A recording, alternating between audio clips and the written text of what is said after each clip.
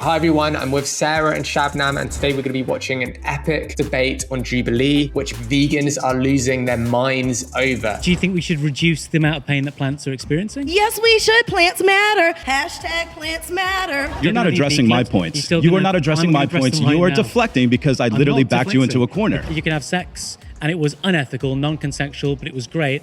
Or you can have the consensual sex and it's not quite as good. Which one do you pick? Probably a cheeseburger. Okay, it's pretty explosive. You've probably seen Jubilee before, and this episode of Jubilee doesn't disappoint. Is eating meat unethical? Or has the conversation around veganism and ethical dieting become too rigid and moralized? And for Jubilee Media, this is Surrounded, where one brave soul faces a room full of disagreeers. Today, we're diving headfirst into veganism, factory farming, and what it means to eat ethically. I'm here in the center with our featured guest, Dr. Jack Symes. Welcome to the show. Hey, thanks for having me. Are you ready to debate the circle? Sure am. I'm looking forward to hearing what reasons they've brought for their unethical lifestyles. Are you all ready to bring your best arguments? All right, let's get into it. First up, let's see what Matthew Nagra has to say. To claim everyone should aim to be vegan, you happy with it? No, and here's why. So, I am a third-year med student, and I will actually come out and say that the vegan diet tends to be healthier. Absolutely. Right. I don't think there's much dispute over that. You can look at the evidence. It is healthier. There we go. However, the biggest thing with the vegan diet from a physician's perspective that you Yeah. have to think about is, and it's been mentioned a couple times, is the micronutrient deficiencies that you can have. B12. B12 is one of them. First off, kudos to him for at least acknowledging that vegans tend to have better health outcomes than meat eaters. But I do take issue with framing micronutrient deficiencies as an issue with the vegan diet specifically. All dietary patterns have some gaps. Those gaps just change. For example, vegans may need to ensure they're getting enough of certain nutrients like vitamin B12, but then meat eaters need to focus more on getting enough of things like magnesium and folate. And this can be taken care of by making sure you're including certain food groups or supplements depending on the nutrient. Why wouldn't you take the supplement? Why would I take supplements when I could just have lean meats like chicken and fish and turkey and things that I really study by enjoy? Junie Wang in 2019, where she found the fortifieds and the supplements were more easily absorbed by the body because they're already taken away from the fibers. So that's why you take So I actually disagree with that because, so for instance, omega-3s, fish have omega-3s. This was very odd. Dr. Jack Symes cited this study in which consuming cereal fortified with vitamin B12, which is similar to taking a supplement, resulted in higher B12 levels in the body compared to consuming meat with the same amount of B12. And that's without the cardiovascular risks of regularly consuming meat. And the reason likely is that the vitamin B12 in a fortified food or supplement isn't bound to protein like it is in meat. So its absorption doesn't rely as much on the health of the gut to be able to break the B12 apart from the protein. And after that, presumably without ever having actually read the study, the med student just disagreed because fish have omega-3s. I'm really not sure what the relevance of that is to whether or not nutrients from supplements are absorbed as well or better than nutrients from foods. Nevertheless, to indulge his concerns over vegans not getting the long-chain omega-3s, EPA, and DHA from fish, the importance of which is debated, I'll mention that algae-based supplements exist. They contain the same omega-3s and have been shown to be similarly bioavailable to fish oil. Second, let's go to Cheap Lazy Vegan, who also is very opinionated about this debate and some of the things Dr. Jack Symes had to put up with. This is so dumb. Do they have the right to exist? Because here's the deal. If you're saying that we should not harvest them, then those animals are never going to exist. So I guarantee if they had consciousness and you put them down and you said, here are the scenarios, you can either exist and you can have one bad day and you can serve a purpose and you can have a beautiful life, you can make a positive contribution to the environment. So essentially, he is defending the right for animals to be bred into existence simply to be killed for our consumption. And what kills me, no pun intended, is somehow he is twisting this to try to make it seem as though this is a benevolent practice. Like we are doing you a favor by allowing you to exist so that we could kill you, so that we could use your body, you know? And do they have a right to exist? What the hell is a right to exist? If you don't exist, you don't exist. How does something that does not exist have a right to exist? What about the right to live once you exist? Okay? What about once a living sentient being exists, they deserve a right to be free and to live their own lives and to not be killed? How about that right? And also, if animals have a right to exist, then that right shouldn't be predicated on the fact that you want to eat their body. If they have a right to exist, then we should be bringing them into existence regardless of what we can or cannot do with their bodies. because they have a right to exist, right? This is what's so fascinating to me. Humans will do the most evil things and turn around and act like they are God's gift on earth.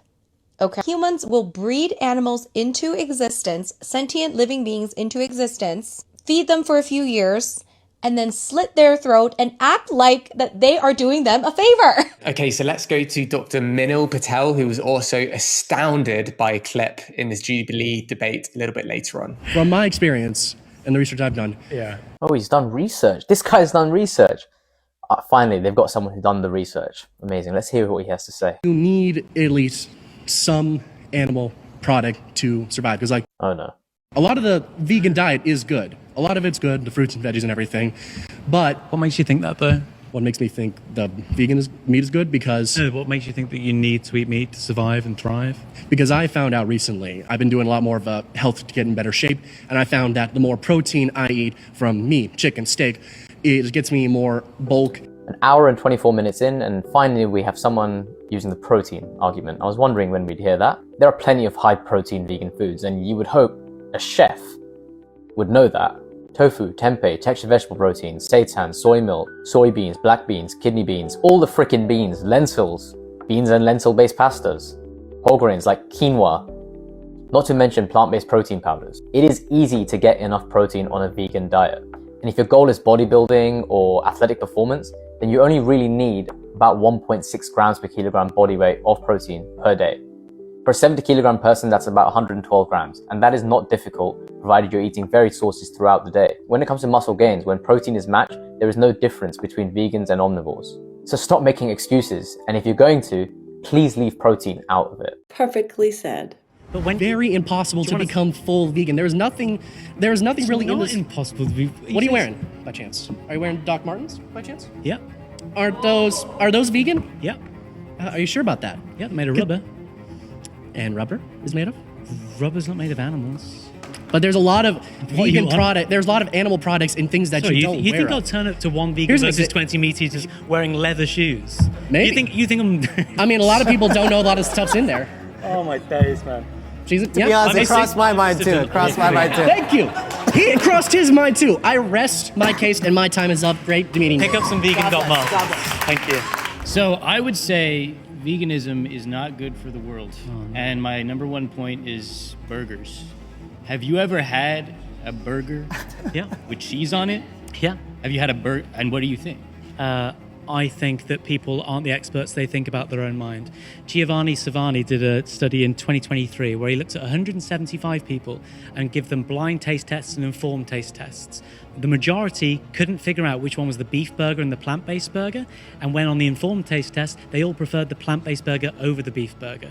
So no, I don't buy it. When we look at what people do when they're not in this debate setting, it's not clear that they prefer it. But I would say that I prefer cheeseburgers, like real cheeseburgers. And I could tell the difference. I have like really good taste buds. Yeah. So I really like when it's not like fake cheeseburgers. Yeah, go for it. I prefer like they taste like. You understand there are going to be limits to this, right? You like doing lots of things. I assume you like having sex as well. But you certainly want to. I imagine that you want to get it in an ethical way.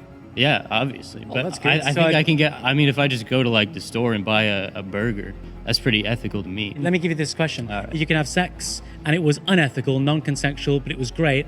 Or you can have the consensual sex and it's not quite as good. Which one do you pick? Probably a cheeseburger. I think. Which one do you pick out of the two of them? Well, you said Which one do you pick out of the two of them? Just pick one.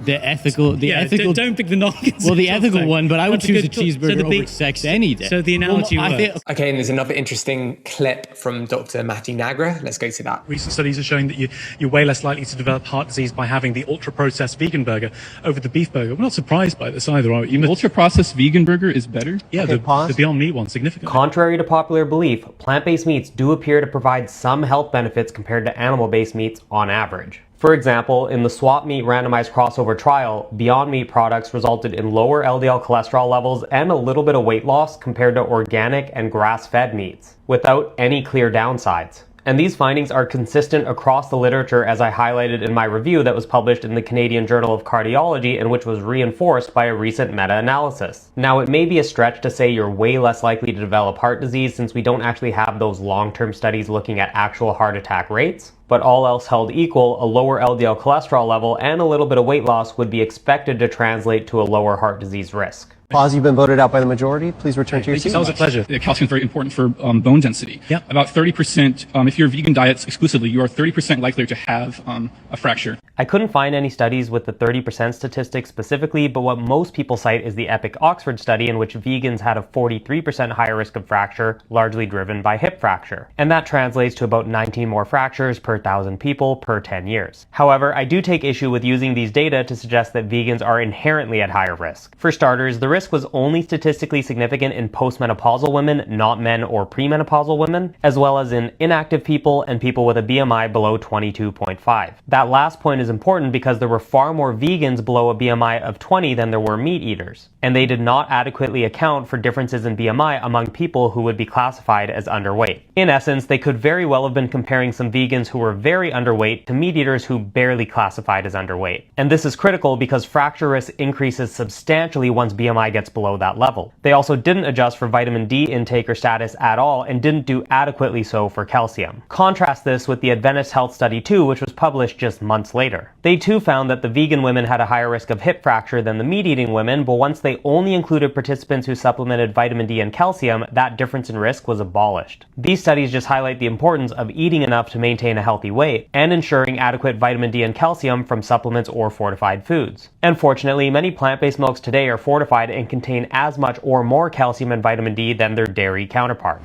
Should children be vegan? Yeah. Why?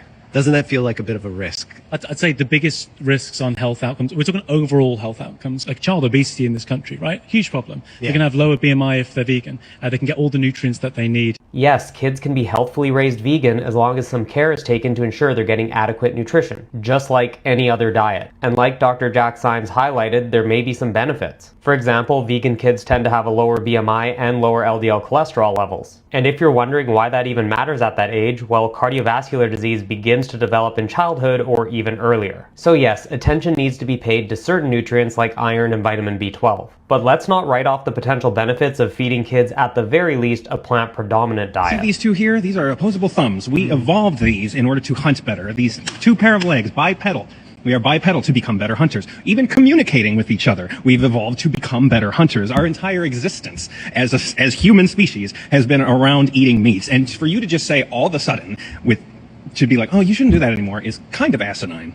We evolved these traits like opposable thumbs, bipedalism, and speech for reasons that extend well beyond just hunting. So suggesting that hunting is the reason is asinine. That said, even if we had developed these traits primarily to make us better hunters, that wouldn't make engaging in that behavior ethical. Similar arguments can be presented around our evolutionary impulse to mate. The fact that that impulse exists doesn't make it ethical to mate without consent. In fact, one of the things that makes humans unique is our capacity for abstract moral reasoning. So we can actually ask whether following our biological drive is morally justified. And finally, adaptations that may help us survive in the short term, like procuring calorie-dense animal foods during times of scarcity, can often be detrimental in the long term. This is something known as antagonistic pleiotropy. For example, genetic variants that cause sickle cell anemia can help people survive long enough to reproduce in areas where malaria is endemic. That's because the sickle cell trait protects against malaria, but then it can go on to cause cardiovascular issues later in life. Similarly, Huntington's disease can increase fertility, but then cause death within 20 years of symptoms arising. These traits either increase the likelihood of living long enough to reproduce, or they improve fertility so they're more likely to pass their genes on, yet lead to long-term issues. So, adaptations to meat consumption may have actually been beneficial in the short term when food was scarce, but our ancestors didn't typically live long enough to deal with things like cardiovascular disease or colorectal cancer, which usually appear at old age. And those are some of the health reasons to limit red meat consumption today. 80% of all of soy is given to non-human animals.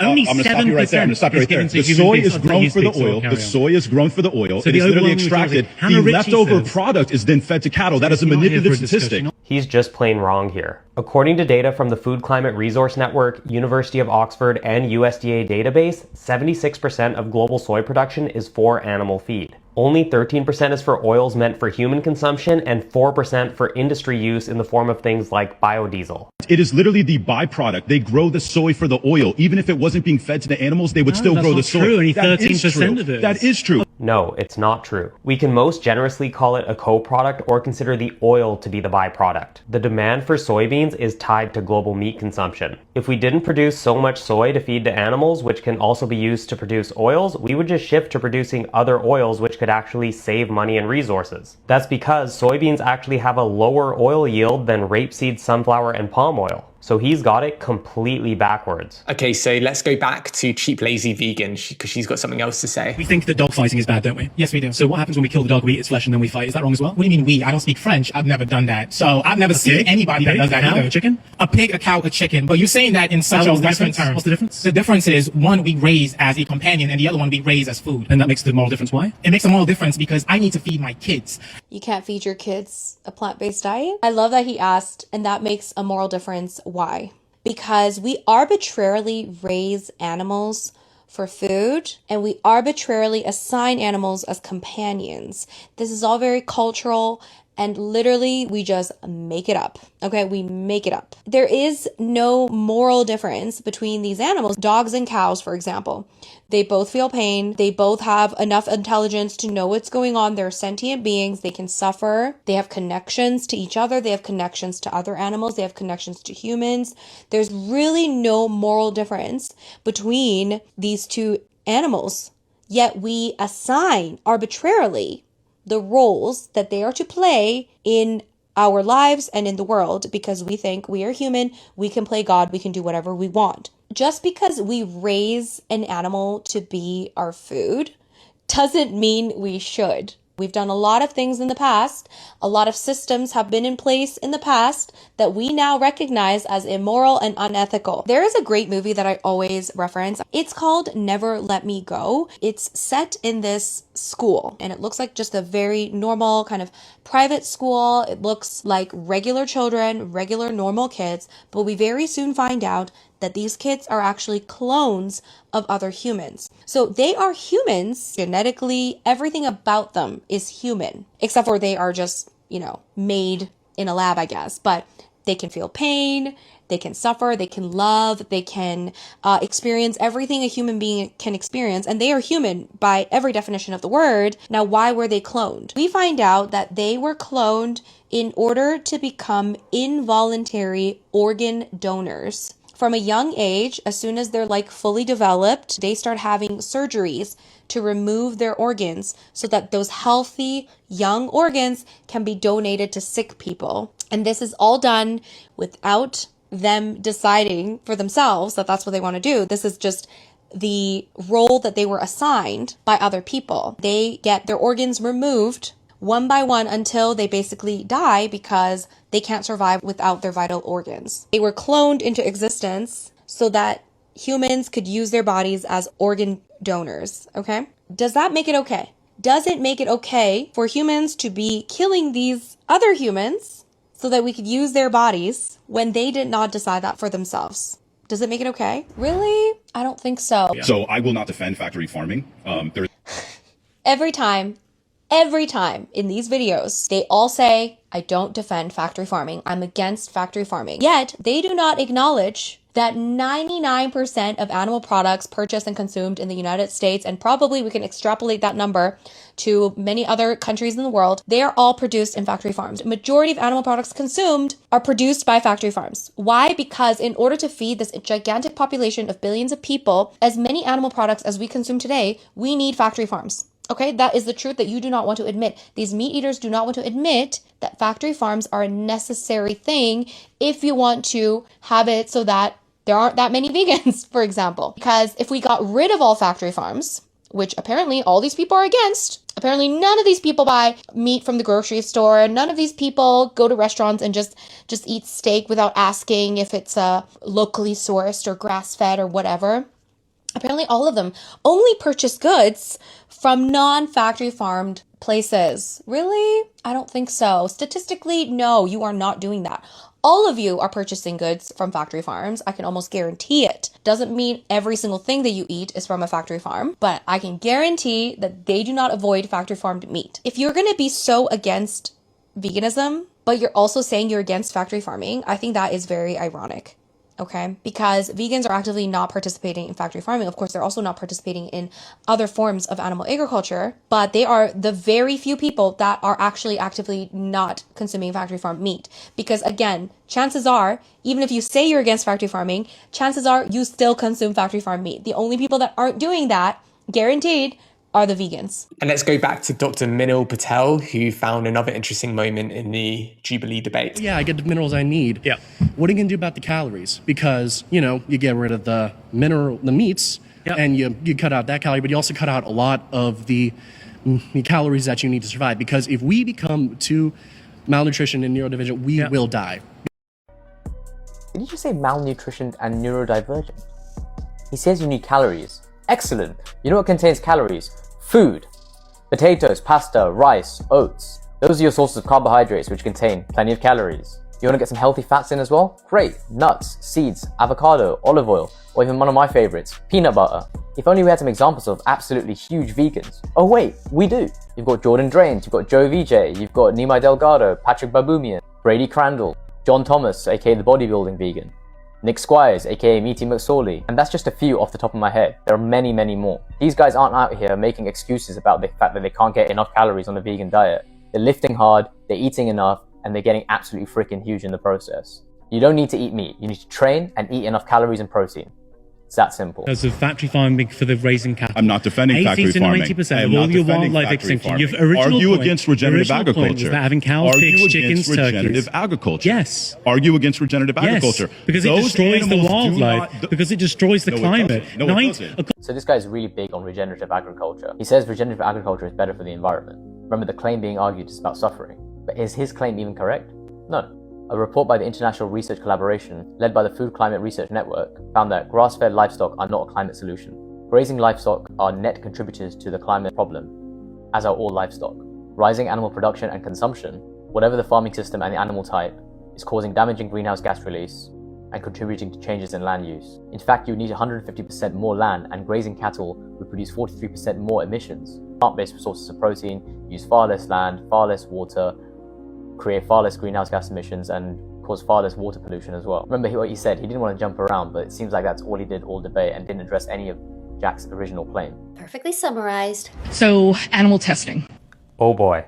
Yeah. For all of the devices, immunizations, they need to, per the FDA, do animal testing first. So in 2022, the FDA Modernization Act 2.0 was signed into law. This allows for alternatives to animal testing in the preclinical phase of drug development, in part because there's such a low translation of results from animal studies to human studies. More on that. 26% of all of the experiments done on non-human animals transfer. Where's the research? I'm giving it you now. No, I want to know who wrote the paper. Oh, Harry Harlow, the editor of the Journal of Comparative and Physiological Psychology. Really? And you think that's enough to prove your point? This is well understood. It's like she's never actually looked into the topic yet wants to debate it. Here's another recent review separate to what Jack is citing, stating that on average, the translation rate of animal research to humans is about 5%. He looked at 2,500 articles and he said, quote, most of the observations, most of the data is not worth publishing and most of the experiments are not worth doing. So you're... He's straight from the horse's mouth. No, hold on. So you're basing what you just said on one person's opinion. No, I just told you 6%. No, his opinion on what a whole bunch of other people He's one of the have done. experts in the area, yeah. Yeah. And I Okay. also said that the biochemical engineer at Cornell said the same. That was just cringy. She asked who wrote the paper or where she could find the research, but I think it's pretty clear she doesn't actually care. No matter which researchers were involved or where it was published, she was probably just going to respond with, "Oh, that's all you've got?" Accompanied by a fake laugh, of course. And I'd be curious to know if she's even aware of the FDA Modernization Act that I mentioned earlier, replacing the old requirement for animal testing from 1938. That aside, we currently live in a world where medications have historically been tested on animals. However, moving forward, because of the poor translation of the animal research to humans and advancing technology like AI, I could see a transition, albeit a slow transition, away from animal testing being the standard. My name is Nicole Ashley. Nice to meet you, Nicole Ashley. Yes. Jack, how you doing? I'm great. I think plants Killing plants is murder, though. Oh, come on, you're joking. You're ripping it from the ground. You're ripping it from its mother. It's murder. Poor Jack here even asks if she's trolling. There are actually people that believe this. Yes, plants are living. However, they do not have a nervous system. They don't have a brain, they don't have pain receptors or nociceptors, so they cannot actually perceive noxious stimuli or perceive pain. There is no plausible reason to believe that they have a consciousness or that can experience pain and suffering the way humans and animals can. What plants can do is respond to physical stimuli, such as light, changing chemicals, and even touch. Famously, the Venus flytrap or the sensitive plant, also known as the touch-me-not, they're both capable of something called rapid plant movement in response to a physical stimulus. Now, this type of plant biology is absolutely fascinating, so if you want to learn more about it, then check out this article. But responding to stimuli is something even machines do, like our phones or computers. However, you and I would both agree that our phones and computers are not sentient beings. They cannot experience what it is to be living. Do you think we should reduce the amount of pain that plants are experiencing? Yes, we should. Plants matter. Hashtag plants matter.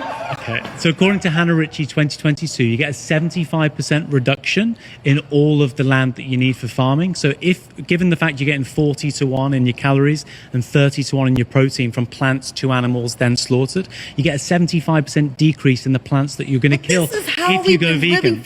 So Jack plays along and asks if he wants to reduce plant pain and suffering. So let's grant the premise that plants feel pain and that they can suffer. If you want to reduce that, then moving towards a plant-based diet is one of the #1 ways to do that.